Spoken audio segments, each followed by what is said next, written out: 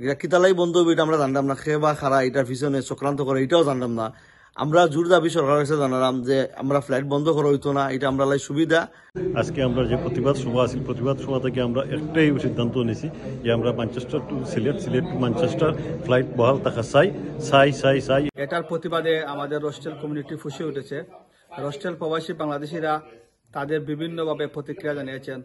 North ইংল্যান্ডবাসী 250,000 থেকে 300,000 বাংলাদেশি বসবাস করেন স্কটল্যান্ড টু বার্মিংহাম। এর ভিতরে যত শহরগুলো আছে বাংলাদেশের ঘনবসতি এলাকা, সবার একই দাবি এই সরাসরি ফ্লাইটটি যেন চালু থাকে। So I urge everyone in Bangladesh Airlines, Bangladesh government, please sit with us, tell us what the issues are, and we will work with you to find a positive way forward. Bangladesh বিমান airlines Manchester Sylhet Manchester যে flight বন্ধ করার পায়তারা বর্তমান সরকার করছে, সেটার তীব্র নিন্দা প্রতিবাদ।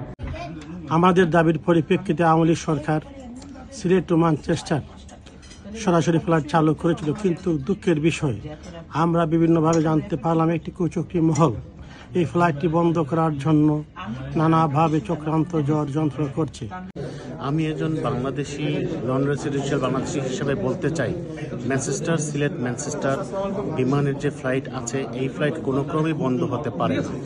এটা আমাদের জন্য খুবই একটা উপকারী ফ্লাইট, আমাদের যাতায়াতের অনেক সুবিধা, বিশেষ করে সিলেটের জন্য।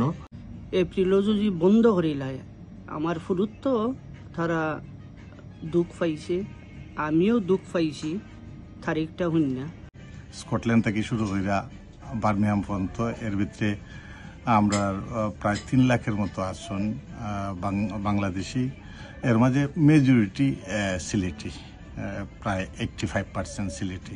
আর আমরা লাগে একটা সুবিধা আসলো যে আমরা এখান থেকে ম্যানচেস্টার থেকে উঠতাম, সোজা সিলেট গিয়ে নামতাম, সিলেট থেকে দেশের বাড়ি যাওয়াটা খুবই ইজি আসলো।